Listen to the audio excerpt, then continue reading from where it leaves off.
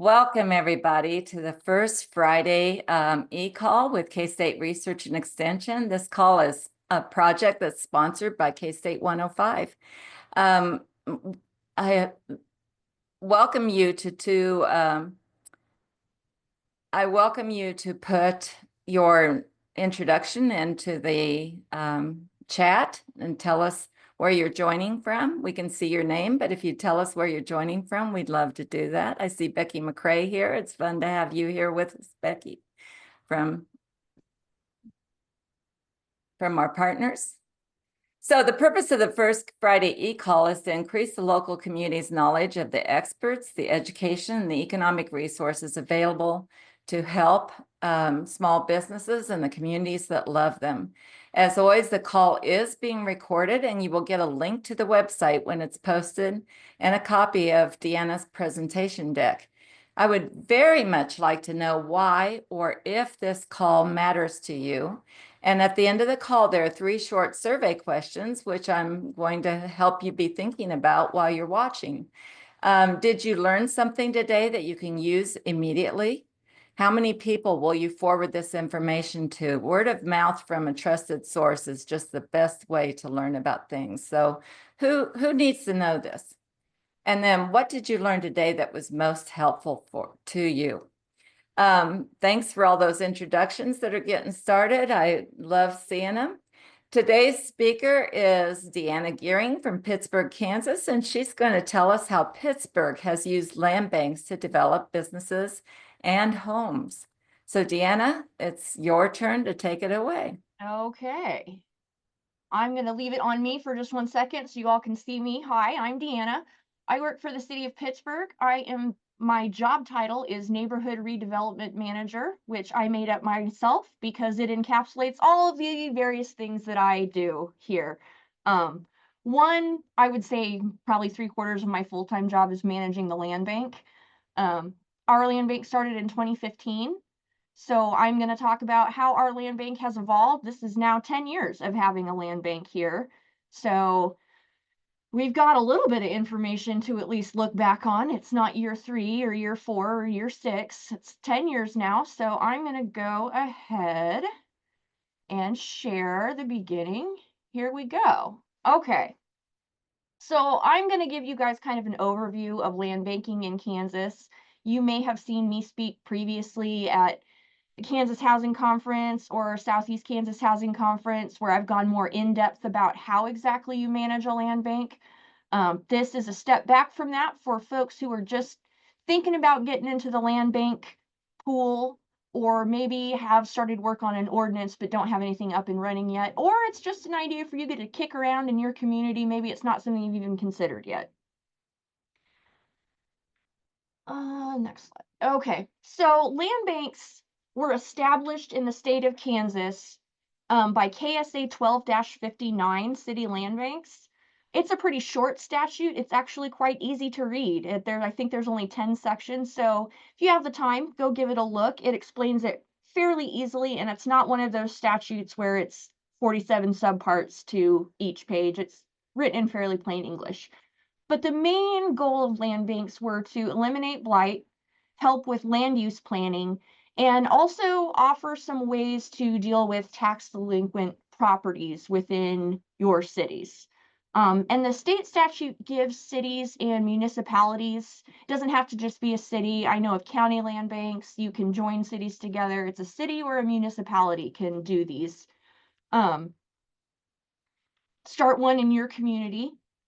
And the statute was written loosely enough that you can sort of tailor land banking to your community. It doesn't mandate board members or things like that. You can make it fit your community. So I will give the state statute credit on that. I know we all don't always love statutes, but this one works for us pretty well.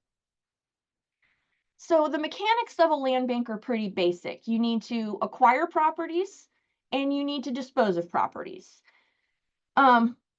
Which of course you need to acquire properties before you can start selling them. And there's 3 real main ways to do that. 2, I would say, main ways to do that of property acquisition. That's through your county tax sale and also through personal donations. Land banks are allowed to purchase properties, There's nothing that prohibits that in statute. You're welcome to do so. Our land bank has purchased 2 in the history of land banking, of our land bank. I would caution that it's not your best option usually, because land banks don't have generally a lot of funding to work with. So purchasing properties should kind of be one of your last options, unless there's some other reasons behind it. But just for operating a land bank, tax sale and donation are going to be your main ways of acquiring properties. So for the tax sale, we have an agreement with our county that anything that comes on the tax sale that's located inside the city limits of Pittsburg is automatically deeded to the land bank at no cost to us. There is a bid put in, a bid. We don't pay that bid. The county doesn't get any money off that bid. And once the sheriff's deed has gone to the Board of County Commissioners, the Board of County Commissioners then deeds those properties on one deed straight to the land bank every time they have a tax sale. The other way we get them commonly is through donation. So people who are dealing with codes enforcement cases in your cities, if it's a house that's about to be demolished, you can offer them the land bank as a way to get that property, and it relieves them of the tax burden, which I'll get to later. But there are incentives for people to donate their properties. Property types, land banks can take all kinds: residential, commercial, and industrial. Most land bank properties are going to be residential. That's just the nature of the beast. I have had a few commercial properties that I've had into the land bank and sold out of the land bank. I myself have never had an industrial property in my land bank. I know some other land banks have and have worked. Scott City comes to mind. I think they developed an industrial park out of a land bank parcel that they acquired. So land banks are flexible enough that you can do many different things for your municipality. Property disposition. So once you have these properties, you need a way to get them, what we like to say is return them to productive use, which is colloquial speak for somebody's paying taxes on them and keeping the property up. So you don't want to dispose of your properties to just anyone for any reason, because you'll likely end up with them back in your land bank at some point. A lot of the people who hang out at the tax sale and want properties for free or cheap are the people who are going to come to your land bank when it first opens and want properties for free or cheap, which isn't necessarily a bad thing, but they often don't have a plan to improve that property, which is where the land bank makes a difference. So in our disposition process, you have an application process. That is a property purchase application. It's one sheet that tells me who you are, what property you want, how to contact you, and then what are you going to do to make this property better? And that can be as simple as, I'm going to build a 2-bed, 1-bath house with a detached garage or a carport or whatever. And then that allows me to start what we call the development agreement. And that is a document that is basically half sales contract and half development agreement that says, I'm buying this piece of land for this price on this date. Our city attorney went over it, so there's a lot of city attorney sections in there that I would never think of to put in, but you need them to protect you.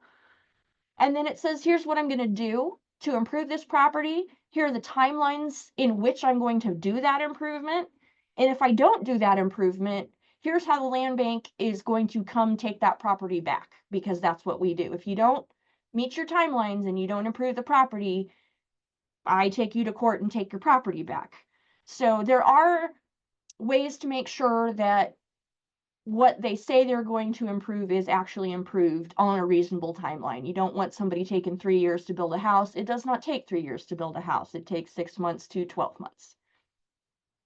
Once they have completed that paperwork, so I have a property purchase application, I have a development agreement, I get something from them called a land use review form, which we developed with our building official, so that it is an outline, a blank outline of a parcel, and they need to draw the footprint of their improvement inside that blank outline so that the building official can review it and say, yes, this meets the setbacks for an R1C, or actually this is a corner lot, so technically it has 2 front yards and you need a variance on one side to make it a side yard.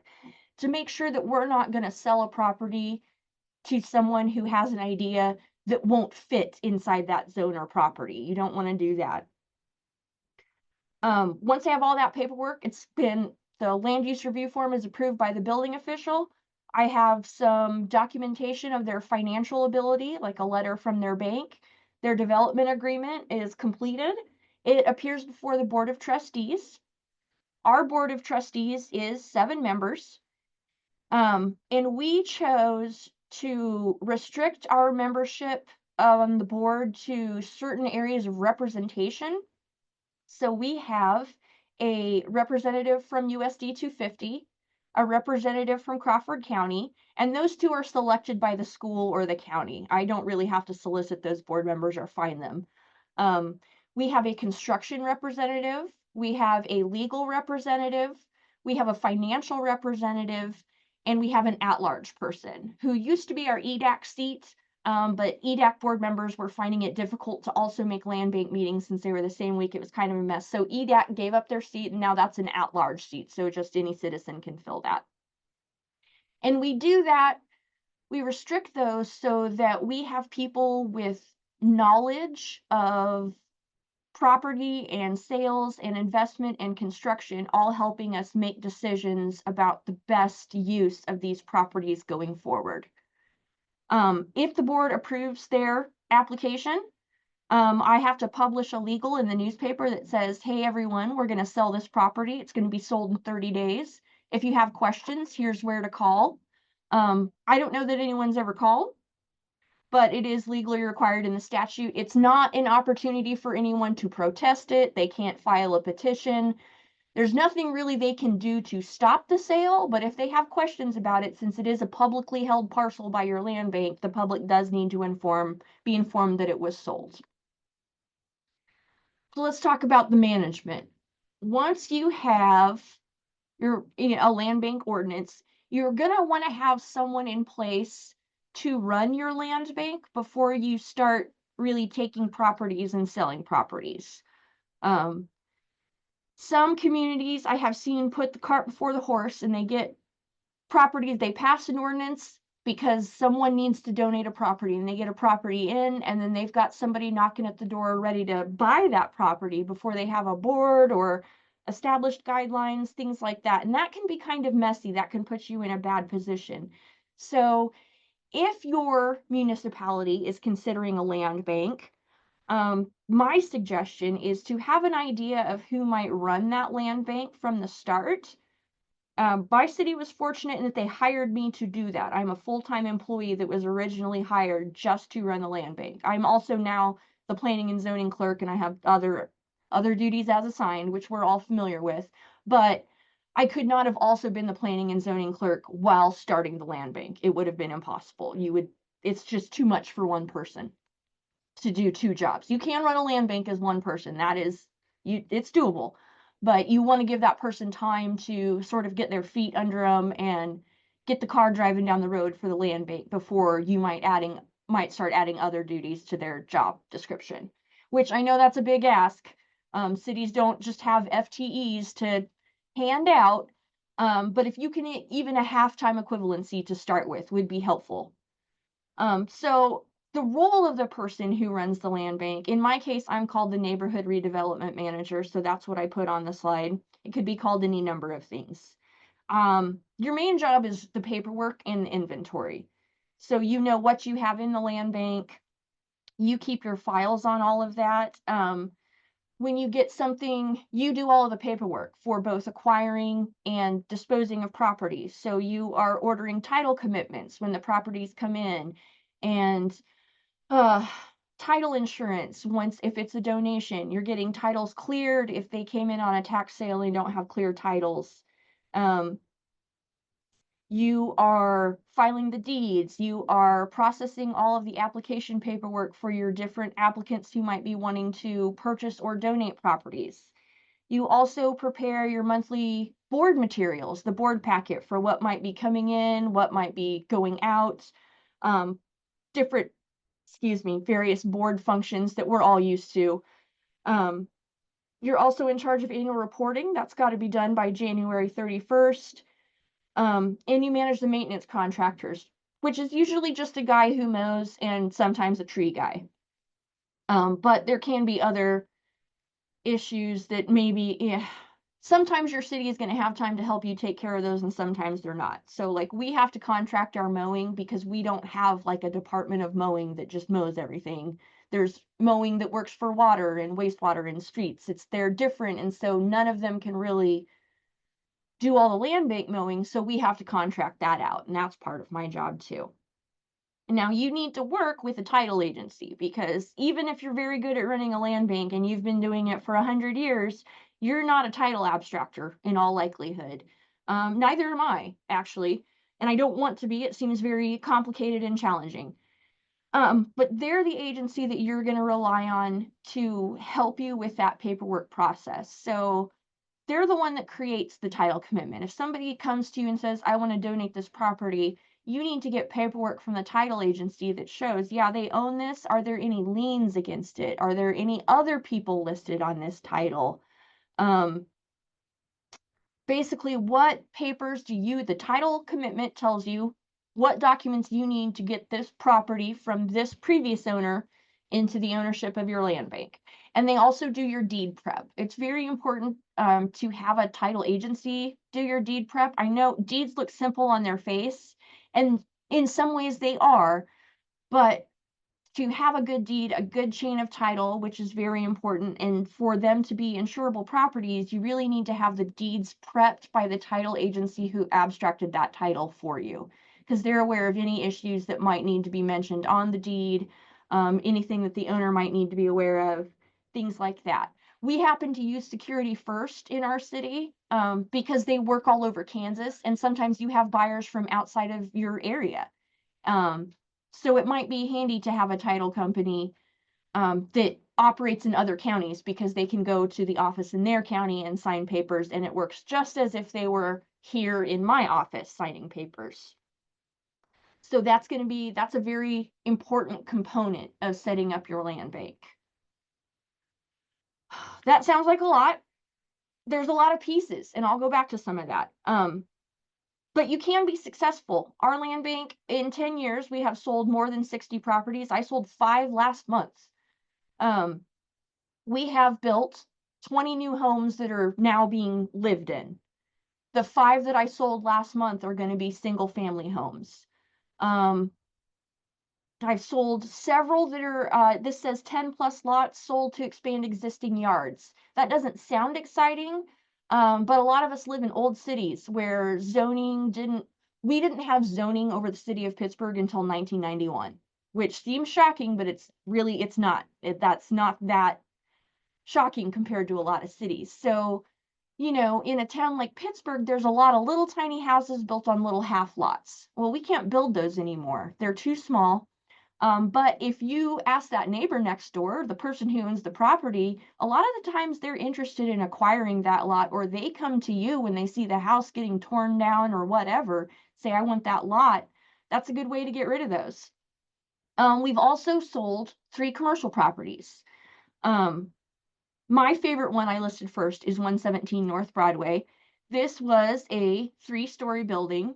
It was donated to the land bank. It was filled with broken, moldy, damp antiques, furniture, junk. Part of an old sheet metal business was on the 2nd floor, and the 3rd floor was a lovely home to about 4 billion pigeons. So it was a tough sell, I'll say that. We had several people come and be interested, but once they looked inside and saw the amount of stuff in there, they turned tail and ran away. Understandable. We were to the point as a land bank where we were discussing biting the bullet and cleaning the building out ourselves, paying for the cost of the removal. When we had a young man, he couldn't have been more than 27, I'm going to say. I don't know. I'm 40, so it gets hard to tell, but he was younger than me. He had made money off of some kind of cryptocurrency. I think it was Dogecoin. And so he had the money and the partners, and he came and he had a vision. He does sheet metal artwork, and he's also like he's sort of a creative engineer type person. Bought this building. They cleaned it out. It was 40-yard dumpsters worth of stuff.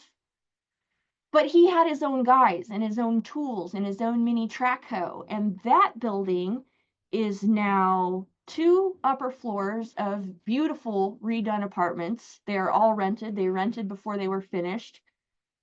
The bottom floor has a commercially available space up front, which I think he has a partner for, but it's not been filled yet. And his workshop is in the back. So, and that was the building that had great bones. It just needed the right person to find it. Another one like 810 North Broadway. That was a restaurant that is one building. The restaurant is one parcel, and it was a building that had 3 businesses, but each business was its own parcel inside of one building, which is not a great idea. That makes it very difficult for a land bank because all their roofs are attached and they're sharing party walls. But we did successfully find a commercial business owner who wanted a storefront, bought that building, and was able to make an arrangement with the owners on either side to get the roof redone, new TPO. And that is, it's a clothing boutique currently. It's been sold a couple times since the land bank had it and it was redone. So it's been several things. Right now it's a clothing boutique. And then 716 and 718 North Broadway, these were, I think, my hardest. These were blank spots in our downtown, buildings that had been torn down. Next to a building that's a newer building and doesn't look especially like the rest of downtown. Now, we did get lucky in that Crawford County Mental Health bought this large building. It used to be a Sears. They bought the 2 lots next door to expand their office space. That's where they conduct all their children's and family therapy. So they're going to be putting offices in an outdoor play space there.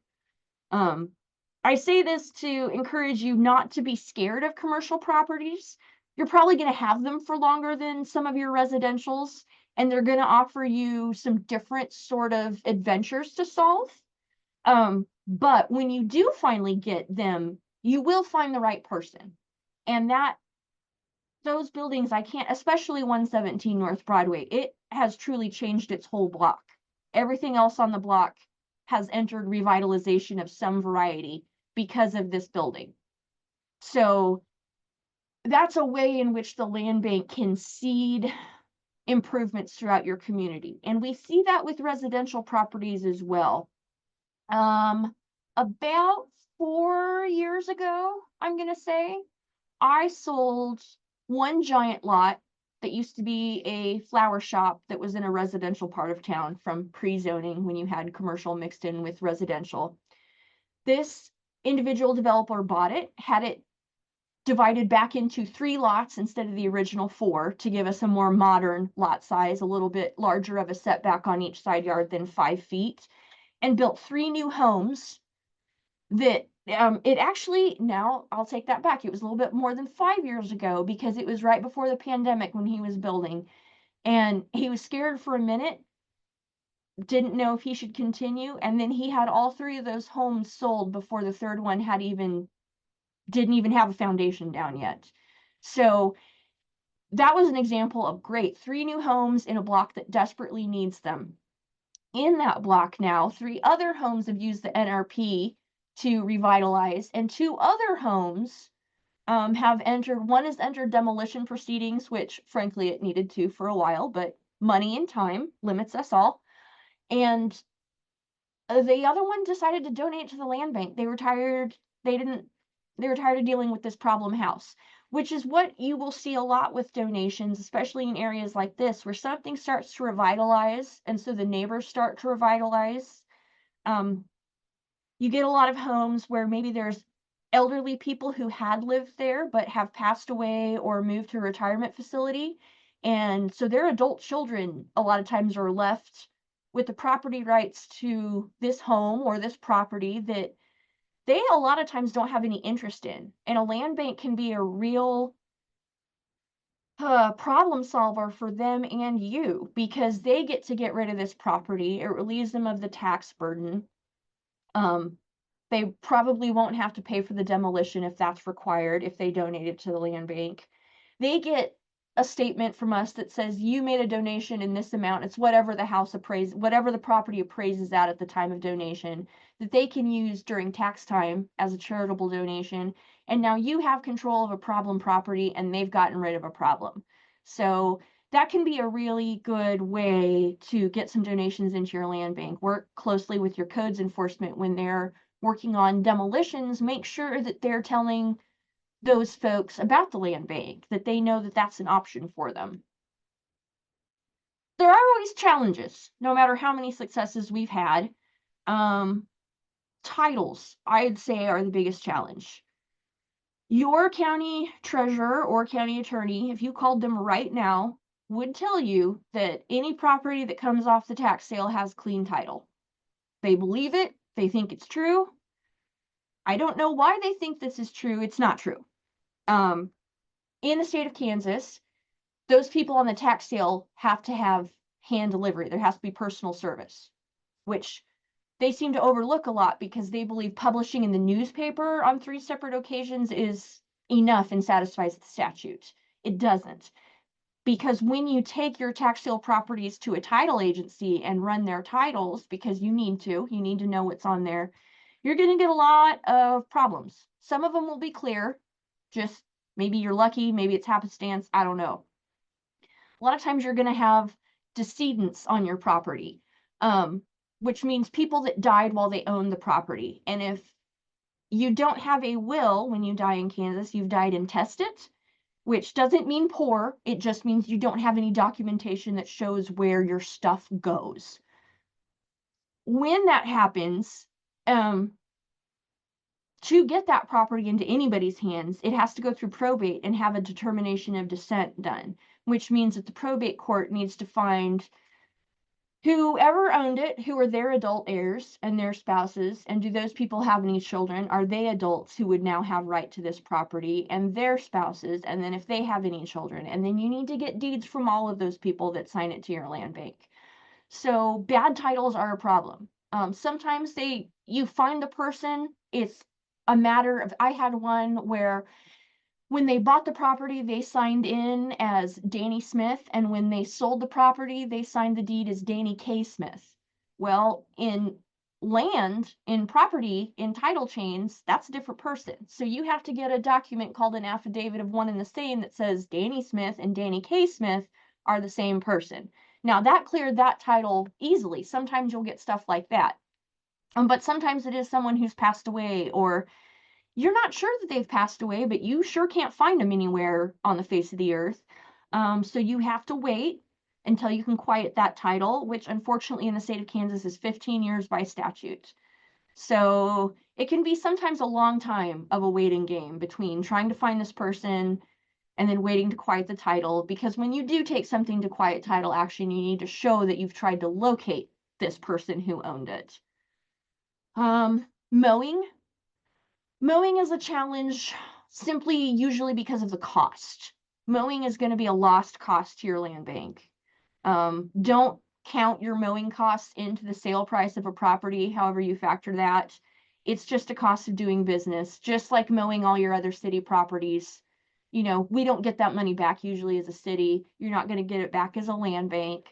And you do have sometimes some problems with your mowing contractors. I've had, I think, 4 different mowing contractors in 10 years, maybe 5. One of them was not great, to be honest. And I had to go check every time they turned in an invoice for mowing every lot and made sure that the lot actually had been mowed, because they oftentimes just didn't mow everything. They mowed the ones that they thought you would see most often. So that can be a challenge. Right now we have a good one, but it is something to be aware of. Check up on your mowing contractor.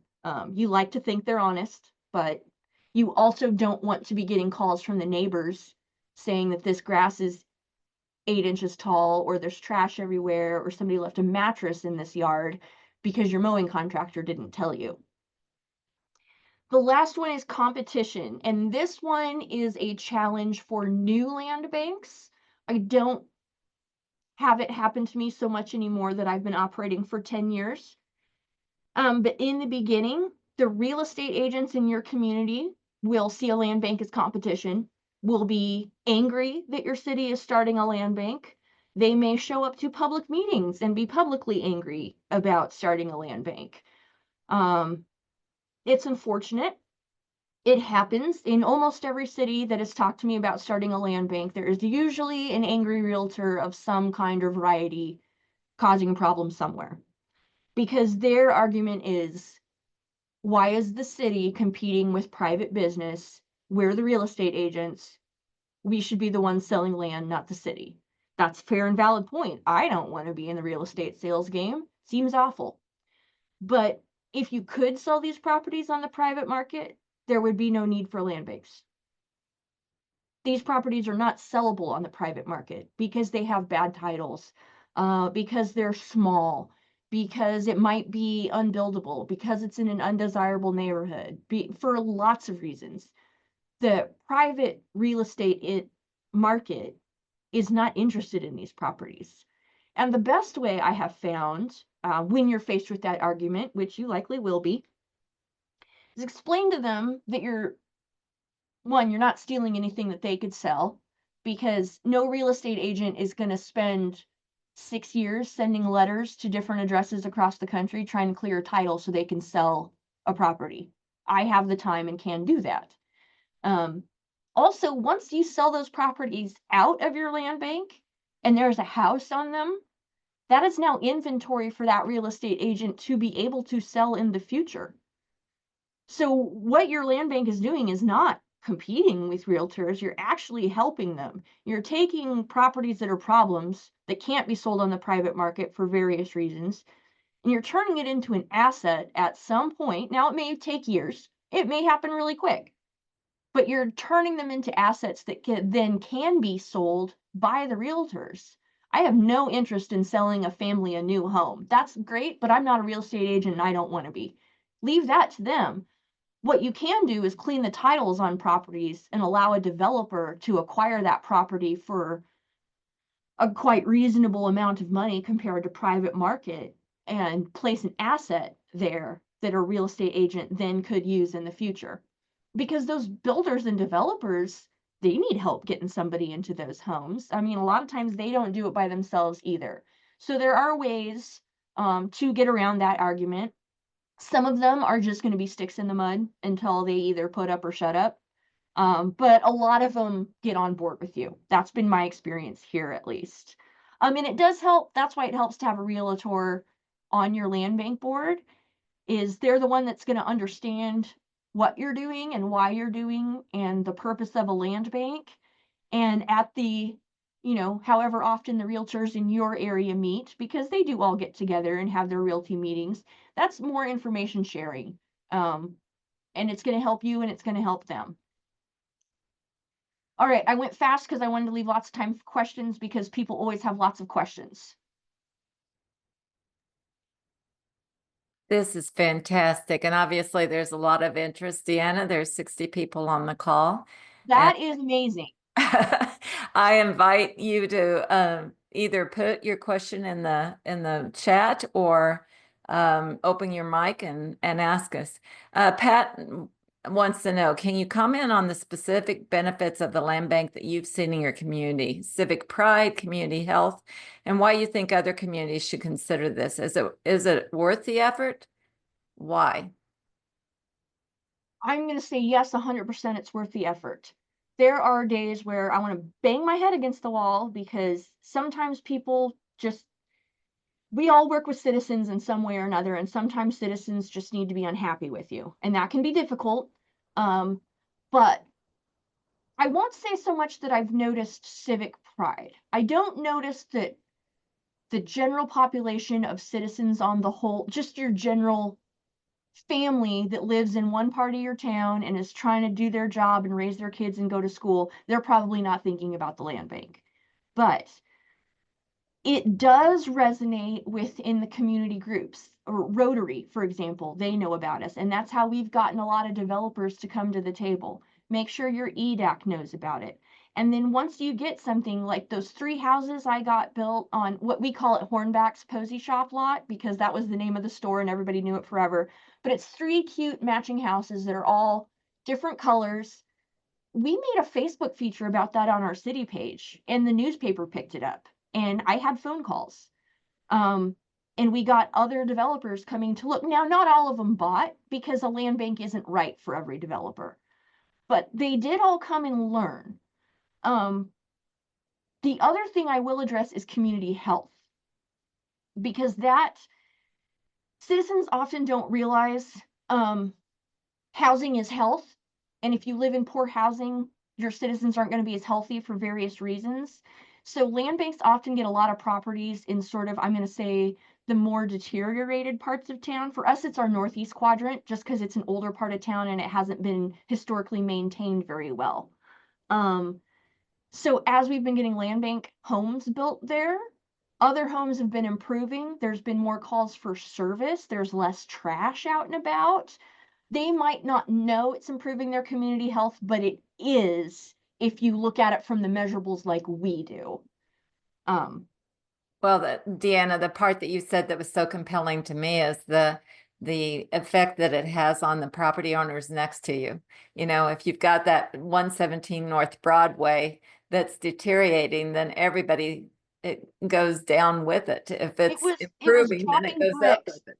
It was dropping bricks off its roof on the really cute boutique store next door. And that was bad. So we did, the land bank did do some tuck pointing there to stop that from happening, because we need to be good neighbors. But that boutique has seen a huge increase in business since the apartments opened up next door. And there's a marketing place down the street and a coffee shop down the block. Like, it really has made good strides. And the building, there's one building left over there that's kind of not too great. And word on the street is that there's been some sniffs to start to make that one better. And that's kind of the last one on that side that needs it in that 2 blocks. So it's kind of like a really good virus. You plant the little land bank virus and it wiggles out to the rest of the properties and makes them all better in some way. The questions are pouring in now. I see that. What is the average cost to the city for a property, and what is the average time holding the property? That is a great question. There's always going to be outliers, things with bad titles, or on average, if you've held the property 5 years or less, you're probably going to have about $500 in it in paperwork and publishing. Quite a bit more in mowing. 5 years is probably $800 or $900 worth of mowing, which you're not going to get back, but 5 years is a long time. Your ideal properties are going to go quick because people want them, they're in a good neighborhood, so you're not going to have much in those at all, which balances out your sort of problem ones that you can't find anybody to sign a deed. Everybody in the family is apparently dead, and it's hard to find even someone to start with at a court case. It's a weird shaped lot in a mostly industrial part of town. Like, there's some things that you're just going to be stuck with for a long while. But there are things that turn around really quickly, and a lot more things that turn around really quickly than the ones you're stuck with. So it does kind of balance each other out in that way. Good. Do you work with HUD or grants to finance building or refurbishing a property? I have not. We generally do not. That is the responsibility of the developer. Now, if they come to us, CCAP has recently, Southeast Kansas Community Action, CCAP, has recently approached us about 3 properties that they are working on. They're working on their capital stack to get that done. So there is a way in land banking you can bank properties, which they didn't ask us to do, but they could have. If you have something like that where your buyer or your developer is working on some kind of, like, I know these capital stacks can get really complicated, especially when you start looking at HUD funding, or there's LIHTC, or it's a SHPO or whatever. There's all kinds of different letters that make our lives harder to get money for things. Your land bank board, if that developer asks and has a good reason to, you can bank that property and say, we're just going to hold this in the land bank until time such that we want to sell it. That is allowable by statute. The board really doesn't have to give a reason other than that they want to. So if you're faced with a developer who's like, man, I really want this property and we have this really great idea, but we need 6 more months to get our award letters and our capital stack, and we might have a private donor coming in, you can bank that property and hold it for them, not let anybody else offer on it until they have come to their decision. Yes, we're going to buy it. or no, we need to move on to something else, at which point you can unbank it and sell it to them or put it back on the open market. Right. Danielle says, as of now, our county gives us land if there is a lien on their taxes for mowing or demo, etc. No one bids more than that price. Do you have a contract that allows you to take them without this happening? I'd be interested in talking to our county about this. Now, this is the question that makes me kick myself every time I do one of these, because everybody wants a copy of that agreement and it was verbal. We went and talked to them in the very beginning of setting up a land bank. So we set the price. The Pittsburg Land Bank technically is bidding on those properties at whatever the cost is, the back taxes, the mowing, demo, whatever's on it, plus $1. So if you, private citizen, want to come to the tax sale and you really, really, really have your heart set on 322 West Forest, you can buy it away from the land bank, but you got to pay all the back taxes. You got to pay all the mowing. You got to pay all the demo, and then you better hope that it's also a clean title. So no, unfortunately, we don't have a document that says that. We went and had a conversation, and that's how we've been operating for 10 years, which I acknowledge in hindsight, not great. But that's a mistake that I have learned from. No, I don't have that document to offer you. I encourage every other city to go do this with your county. Your county can call me, I will talk to them. But I don't have a document I can show you about how exactly we did that. How was Pittsburgh able to convince Crawford County to have delinquent property tax properties be deeded to the land bank? Was it difficult? No, no, I think it was about a beginning conversation, and then your county attorney, their attorney, so they're always going to take everything under advisement. That is the way of attorneys. And then came back to us. I believe it was within that week. They had talked about it with the county commissioners, and everyone seemed cool with the idea. And so that's the way it has worked. I wish I had it on paper because it would be so helpful to other communities. I know some communities, their county treasurer is not as friendly as ours, which is a sliding scale on friendliness for county treasurers, but ours seemed excited about it and it's worked out. So my best advice is to approach it as a collaborative and try to frame it as if it's going to benefit them more than you because they like that. Right. And that's the answer to, you don't have an agreement. It's just No, I mutual, don't. mutual. I wish that I did.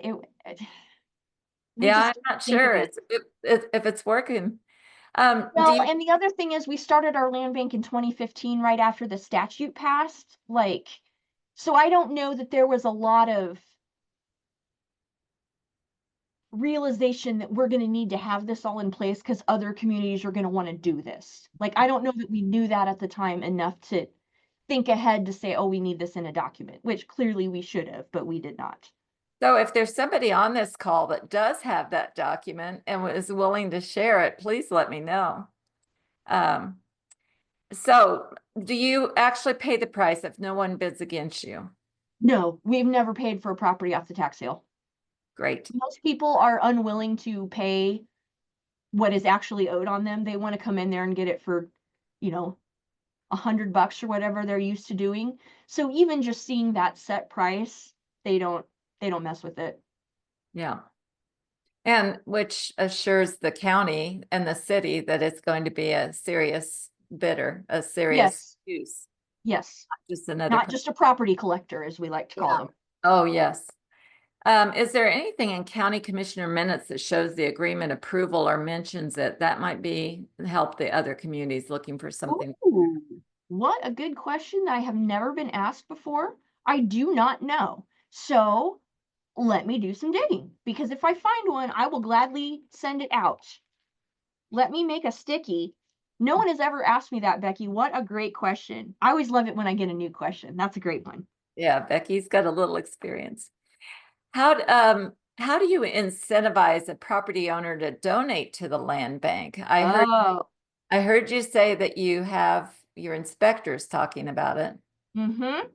So a lot of times, now I don't know about in y'all cities, I don't want to make assumptions, but in our city, we have quite a surplus of homes in need of demolishing, for various reasons. A lot of times, and I'm sure many of you have experienced this if you have any experience in property or codes enforcement or building services or anything like that. People are really attached to these properties a lot of the time. Sometimes it's sentimental because their childhood home was there, in which case there's not a lot you can do about that because sentimental just it's not logical. And we all have that. You know, I still have my stuffed bear from when I was 3. It doesn't make sense? No, I'm never going to give him up though. So for some people, that property is their stuffed bear. I've dealt with people like that, where it does not matter how far in the hole they are with property taxes. It does not matter what it's going to cost, what we're going to assess them to demolish it. They are holding strong. They're not getting rid of it. For many of these other people, they are under the impression that their property is worth more than it actually is. And this is very common. If I can just sell this to someone. Well, I suppose you could, but if it's already in demo proceedings, you can't sell it and they can't buy it without coming to another demo hearing with the building official. A lot of times, if a property is at this point where it's facing demolition hearings and proceedings, dollars to donuts, they haven't paid property taxes in however long it's been since your county has done that year of tax sale. Our county is about 8 years behind, so it might be 8 to 10 years worth. Plus, there's generally going to be grass and weeds assessments from your code enforcement people. There might be refuse if people are dumping stuff there or there's trash, you got to go clean that up. If they donate to the land bank, the city will pay for the demolition and not assess it to their taxes because it's becoming the land bank's.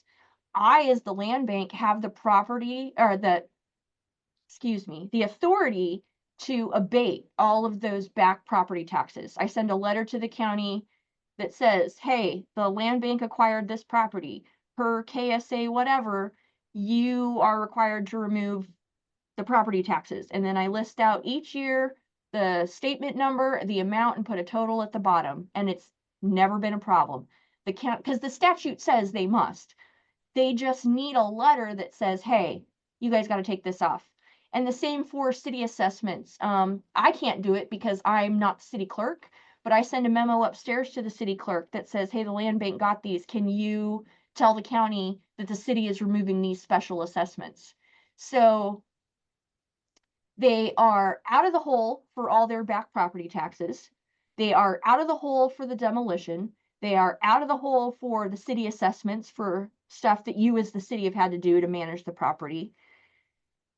They don't have to worry about the property anymore. They also get a letter that says, I made a charitable deduction to the Pittsburg Land Bank in whatever amount that they can use as a deduction when they file their taxes the next year.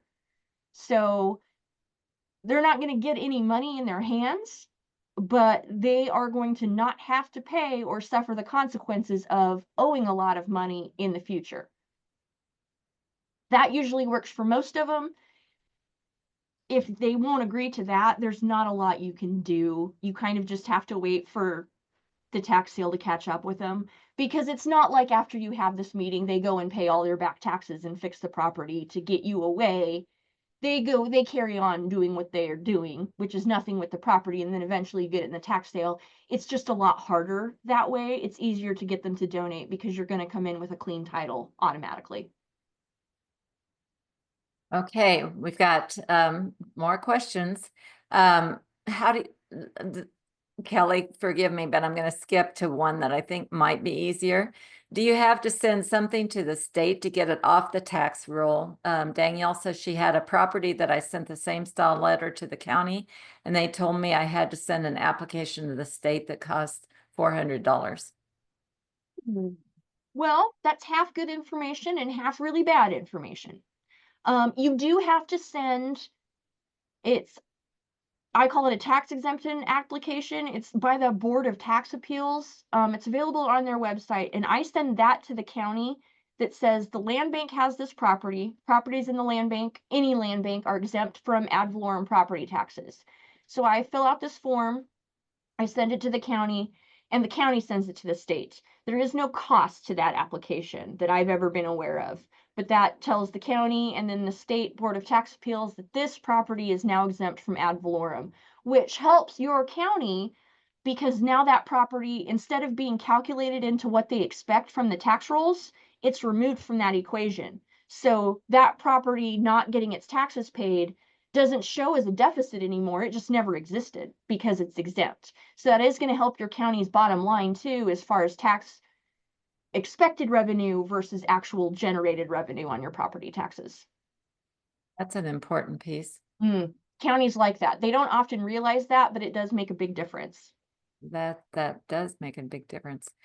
Okay, so Kelly, I think maybe I'm wrong, but these seem like hard questions and we're running out of time.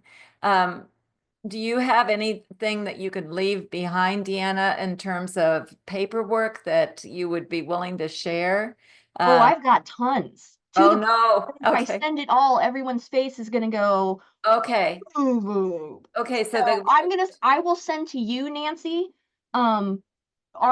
my basic first document drop when people want stuff, because by this point of me talking, most people's brains have gone to scramble mode because it's a lot of information all at once, and they're thinking about ideas in their own town. So I'm going to send you a chunk of documents to be distributed with my contact information, and you guys feel free to look over that. If you have questions about how I've done stuff, why does this look this way, whatever, please email me. Voicemails are not my friend. I'm much more likely to get back to you on email, pending our email doesn't go down again, than voicemails. But send me an email and I am happy to send you additional paper. I don't want to send you our land use review form if you don't have an ordinance yet, because that's too much for you. Yeah. But if you're ready for that, I'm happy to send it to you also. So I can send you a batch of documents that are kind of like what I call my starter docs. Okay. For municipalities to look at. Okay, perfect. And the answer is yes, you will get a copy of the slides for this presentation. DeAnna, do you mind putting your email address in the chat, please? I will put it in the chat right now. Okay, wonderful. And you will get a copy of the video probably by the end of the day. And I'm going to go to our updates. Jessica, are you ready to share? We're going to have a K-State 105 update from our director, Jessica Nan. Thank you so much, and good morning, everybody. What an excellent presentation, DeAnna. It was incredibly informative, and I'm looking forward to be able to share out your information further. So thank you so much for allowing me to give an update, Nancy, on K-State 105. This is Kansas State University's statewide economic development initiative, and so thank you for being our partner. At its core, K-State 105 is about connecting businesses and communities to the full range of the university's expertise, research, and resource right where people live and work. We had our first pilot year in fiscal year 24, and we are all about being able to connect Kansans, collaborate with local leaders, businesses, and economic support organizations to help promote entrepreneurship, workforce development, and community vitality. So this is a great example of that partnership in action. And if you'd like to learn more or collaborate with us, we can stick our information in the chat. So with that, Nancy, back to you. Wonderful. And I did put your website in. The next thing is we became aware in a previous call that some local communities don't have access to the Kansas Leadership Center Leadership Series. And if you would like to be participant in the Leadership Series, which is excellent, it's a leadership path of 3 steps. They are sequential, but you can follow the Qualtrics survey that I just put in there, bit.ly.KLC leadership path, and we'll allow you to be our partner in that so that you can participate. Next week is our Remote Work Wednesday, and I'm putting a link to that registration if you haven't already been. February 12th, Jan Steen from K-State Research and Extension is going to talk about project management and goal setting across remote work teams. It's always a question people have. How do you know what's going on if they're not in your office and you can't watch? On February 10th and 11th, we've almost given up on deadlines for applications because people are deciding so late to join things. So next week on Monday and Tuesday, we have a grant workshop focused on producing local foods or increasing local food access. And so we have 36 people already signed up. If you want to sign up, please sign up today because we're Monday will be too late and the class starts on Monday. And I just put the registration link in there, Grant Writing Basics.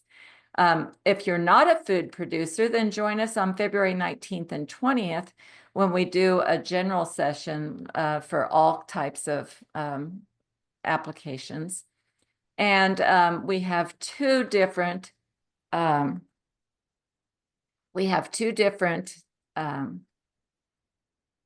in-person classes, grant writing classes, one in Shawnee County and one in Shawnee County on February 18th and one in McPherson on in the last week of February. If you want to join either one of those, the classes, all of the classes, online and in person, cost $60. They're 60. They are 6 hours of learning, and there's a micro credential that's a possibility too. So last thing is, if you have an event that you would like to share that applies to the whole state, send it to me. Make it as easy as possible for me to share it with the rest of the group. And that my mailing list is now about 1,600 Kansans.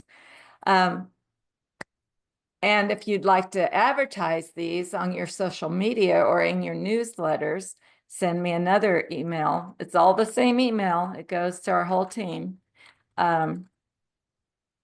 ksrecv@ksu.edu, and I'll help you get these, the graphics so that you can promote it in your newsletters. All right, so I haven't left much time for any of our partners, but does anybody have anything else to share? Yes, Kelly. Hi, everyone. My name's Kelly Mark. I'm with the Sunflower Foundation. I just wanted to let everyone know that Sunflower Foundation, in partnership with Kansas Health Foundation and Elevate, is hosting a free board training series for nonprofits. It's going to be virtual, 4 virtual sessions and 4 community of practices. I am going to drop a link to the flyer in the chat for everyone. Yeah, and we'd love to have you there. Free for all nonprofits in Kansas. Awesome. Thank you for being patient. And Becky McCrae, you want to say something about your announcement? Sure. The Survey of Rural Challenges is something we've been doing for 10 years now. We've received over 2,200 responses, and I'm telling you, Nancy packs it with Kansas responses. So there's a lot of Kansas represented in this survey, and we found insights into, some of the challenges we know we have, but also some things that have been fast moving changes like housing and childcare, some of the slow building challenges like finding usable buildings, especially for commercial businesses. Some other things about our assets. We'll be sharing that along with some entrepreneurship insights from Andrew Button, who is out of Canada, but has worked with communities all over the US and Canada. This is a free webinar. There'll be a lot of time for conversation and questions, and a copy of the report. If you just want to see the answers, you can find a copy of the full 10-year report right here, and feel free to download that. We don't need your email address or anything. It's just information you can use and is sometimes really helpful in convincing others of what is an important priority. And it's not just you. You're not alone. I swear everybody has a lot of challenges. Perfect. Thanks for letting me share it. Yeah, thanks for being patient to get to that point. Anybody else? I will share these things out in my mailing no matter what. So thank you for sharing with me, everybody. I really treasure these sharings. Okay, always like to end the call with a little inspiration. And Margaret Wheatley is a favorite of any community developer. And Margaret says, change always involves a dark night when everything falls apart. Yet if this period of dissolution is used to create new meaning, then chaos ends and new order emerges. Thank you for joining us, and we look forward to next. Oh, I didn't tell you what our call is next time. Our next call is the Dickinson County CEO program, which is a unique program where they connect kids all across the 5 towns in Dickinson County and connect them with the entrepreneurs and people who are really doing business in their community. It's a class. It's like athletics for entrepreneurs. And these are definitely 12 to 15 kids that are going to, they know there are opportunities and people who will help them come back to Dickinson County. I'm from there, so I find it very exciting. Thank you for joining us.